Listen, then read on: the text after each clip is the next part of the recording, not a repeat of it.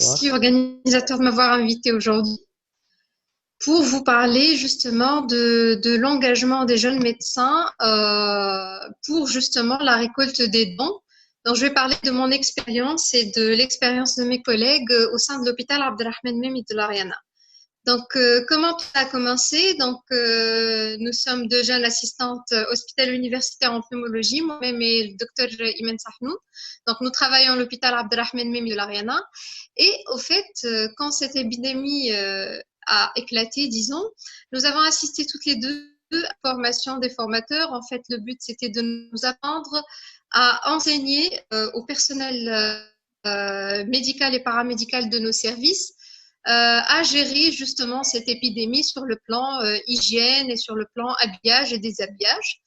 Et donc, nous avons été confrontés à un problème, c'était justement le manque d'équipements de protection individuelle dans la pharmacie de notre hôpital, donc au sein de l'hôpital.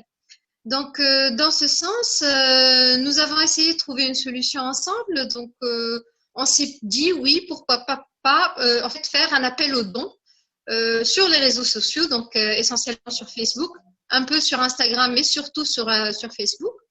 Et donc, à partir de ce moment-là, nous avons rédigé ensemble un petit donc dans lequel nous avons fait un appel aux dons essentiellement de matériel, donc d'équipements de protection individuelle. Donc, nous avons mis nos 2 numéros de téléphone personnels et nous avons partagé sur Facebook. Donc, il y a eu une grande interaction de la part de nos amis, de nos collègues, de notre famille. Donc, le post a été partagé plusieurs fois. Et en fait, ça avait marché. Donc, nous avons commencé à recevoir des coups de téléphone de sociétés particulières, d'associations, de personnes physiques. Donc, tout ça, tout ce beau monde essayait justement de nous aider. Donc, il fallait trouver un moyen. Sur le plan pratique, nous avons établi une logistique. Donc là, on est un peu sorti de notre zone de confort. Donc, on n'est pas gestionnaire. La gestion, la logistique, ce n'est pas notre point fort, mais on a essayé de gérer comme on a pu. Donc, comment ça s'est fait? Donc, à chaque fois qu'un donateur se présentait, donc il nous appelait par téléphone.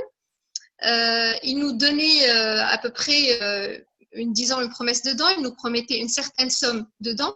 Donc, ce qu'on faisait, nous, on contactait le fournisseur de matériel, de pays.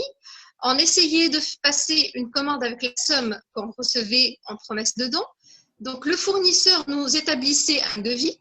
Donc, on renvoyait au donateur. Le donateur faisait le paiement directement au fournisseur. Et c'est le fournisseur qui faisait justement la livraison à l'hôpital.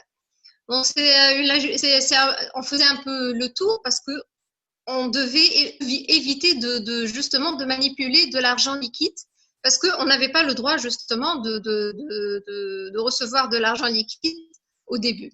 Donc après, on a commencé à avoir des dons en matériel. Donc vous voyez là quelques photos réelles des dons qu'on a reçus à l'hôpital. Et on était confronté à un autre problème, en fait, c'est le confinement. Donc, toute la population est en confinement et beaucoup de personnes voulaient aider, mais ne pouvaient pas se déplacer parce qu'elles n'avaient pas d'autorisation de sortie, ils ne pouvaient pas aller nous acheter les équipements. Donc, il fallait trouver une autre solution. Et dans ce sens-là, nous avons pensé aux dons en liquide, en argent, et nous avons contacté l'administration de notre hôpital qui nous a fourni le RIB et l'IBAN de notre hôpital, donc pour tout ce qui est virement en liquide, que ce soit de l'intérieur du pays ou de l'étranger. Donc, nous avons refait notre poste, nous avons publié ces données bancaires de notre hôpital et nous avons commencé à recevoir des dons sous forme justement d'argent, de virement direct sur le compte de l'hôpital. Donc, on a essayé de diffuser l'information. Nous avons été aidés par les médias. Donc, j'ai d'abord été contactée par Madame Rodil Ranebi de la plateforme Patients et Proches qui m'a proposé justement de passer à la radio Express FM pour faire cet appel aux dons. Donc, je remercie le professeur Rdira qui l'a fait à ma place. Donc, il a fourni mon numéro de téléphone. Il y a eu ensuite Madame Saïda Trabelsi de la chaîne télé Hiwartouzi qui m'a aussi contactée et m'a proposé justement de faire un appel aux dons et de donner mon numéro de téléphone et mon nom donc à la télé, pardon, pour justement augmenter, disons, la visibilité de cet appel aux dons et augmenter l'efficacité de cette collecte, disons. Et en effet, c'était très efficace. Sur le plan réseaux sociaux, il y a eu des groupes Facebook qui nous ont aidés.